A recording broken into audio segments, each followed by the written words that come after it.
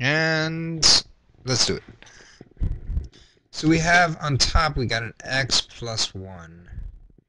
In the denominator, oh, come on, computer, divided by, alright, what I'm going to do is I'm actually going to take this thing, I'm going to FOIL him out. So first outer inner last that sucker, and I've got x squared plus 2x minus x um, minus 2. Alright, simplifying that, it's x plus 1 over the x squared plus x minus 2.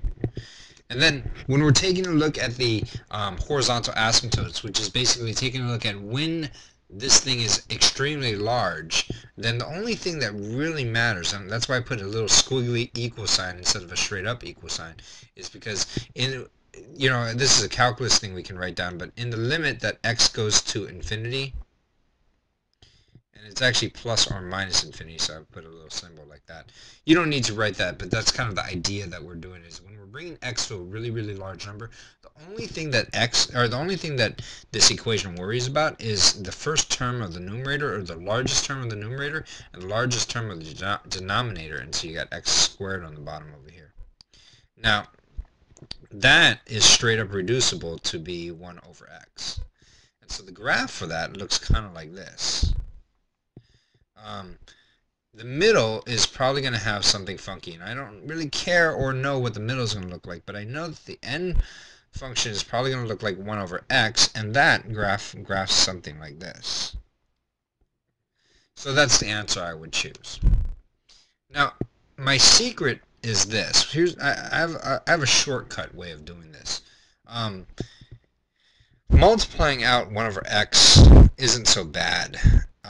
Or the foiling that isn't that bad, but one of the things I realized is that, my original function, okay, wait, that's plus 1, this is x minus 1, x plus 2. My original function, what I need to know is I don't really care about any of these numbers out here. I just care about what the first term is. So I know that there's going to be this thing times this thing. Really, the thing that will give me the leading term in the denominator is this first number times this first number over here, which is x squared. Okay. Now, the rest of it is going to be some power less than x, because it's going to be mixing up this x with some number over here or something like that, something without x. So the biggest power I can get that way is going to be to the first power. The only time I'm going to get something to the second power is when I multiply this x times that x. And since I'm scratching all of that stuff out, all I really got to do is just say, well, that's about equal to, so let me put the squiggly lines, and x over x squared, and then I don't even need that plus sign over there. So that's 1 over x.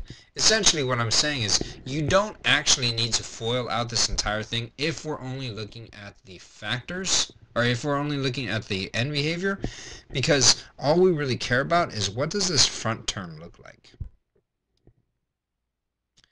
Alright, this guy right over here, I think that, let's graph that and we'll see what we got. This thing will graph like 1 over x squared. And so it will, when I say, well, let's take what this thing approximately is equal to when, and the limit that x goes to infinity, the numerator is just 1, the denominator is x squared. I can kind of scratch out the rest of that because at extreme x values, those are the only things that this graph cares about. So this graph to me will look something like this. Now, I had somebody point out that this was actually kind of funky, and actually let me take a look at what that looks like in terms of like graphing it on a graphing calculator. Okay, let's see. Let's go Desmos graphing calculator. Now let me go over to this program that I use for graphing things. Give me a second. The computer is thinking about what it wants to do and why it wants to do it. Okay, Desmos graphing calculator, beautiful calculator online, and let's graph this thing. It goes 1 over, what was it? 1 over x squared minus 10x plus 3. Okay. 1 divided by x squared, oh no, x squared minus 10x plus 3. Okay. So this graph looks kind of funky in the middle over here. It's got these two asymptotes, which you can kind of tell because the x squared minus 10x plus 3, I could factor that. Well, actually, I can't really factor that, but I could use the quadratic equation to solve for those. And it would give me two numbers, and those numbers that it would give me are actually the asymptotes that you see over here. Okay? But really the point I'm trying to make is that this thing comes down from positive side down towards 0 on the left side, and it comes from the positive side and comes down towards 0 on the right hand side. So my graph, even though it didn't showcase that middle part in the beginning, I don't really care what happens in the middle.